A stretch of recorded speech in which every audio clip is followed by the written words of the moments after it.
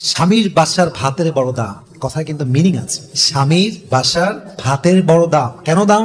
স্বামীর বাড়ির ভাত খেতে হলে স্বামীর খোঁটা সহ্য করতে হয়, স্বামীর মায়ের খোঁটা সহ্য করতে হয়, স্বামীর বাবার ডিসরেসপেক্ট সহ্য করতে হয়, স্বামীর বোনের খোঁটা খেতে হয়, অনেক অসম্মান হজম করতে হয়, স্বামীর গালি হজম করতে হয়। তাই মেয়েরা বলে স্বামীর বাড়ির ভাতের বড় দাম। আমি কথা বলবো, কথা সত্য, তবে একটা কথা অ্যাড করতে হবে।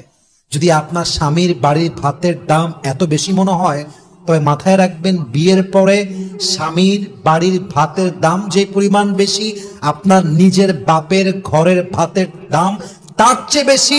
বুঝবেন, জাস্ট তালাকটা নিয়ে বাসায় যাবেন, তাহলে বুঝবেন। জাস্ট তালাকটা হোক, বাসায় যান, 3 মাস থাকেন, 4 মাস থাকেন, 5 মাস থাকেন, স্বামী নাই তালাক হয়ে গিয়েছে, তখন বুঝবেন স্বামীর বাড়ির ভাতের দাম বেশি নয়, এখন তো মনে হচ্ছে বাপের বাড়ি ভাতের দামই বেশি হয়ে গিয়েছে। ঠিক কিনা বলে?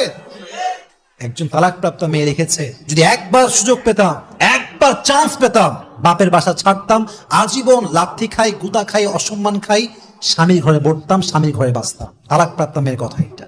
অতএব মাথায় রাখতে হবে, যদি স্বামীর অবদান শেয়ার করতে না পারেন, স্বামী খাওয়াচ্ছে, স্বামী পড়াচ্ছে, যা হোক, তা বাসায় রাখছে তো, যাই হোক কারেন্ট বিল দিচ্ছে তো, যাই হোক খাওয়াচ্ছে তো, নুন পাত পান্তা ভাত যাই হোক খাওয়াচ্ছে তো, স্যাক্রিফাইস স্বীকার করেন যে স্বামী আপনি যা করছেন enough, it's enough for me, আলহামদুলিল্লাহ, উই আর সো হ্যাপি, আমরা খুশি আছি।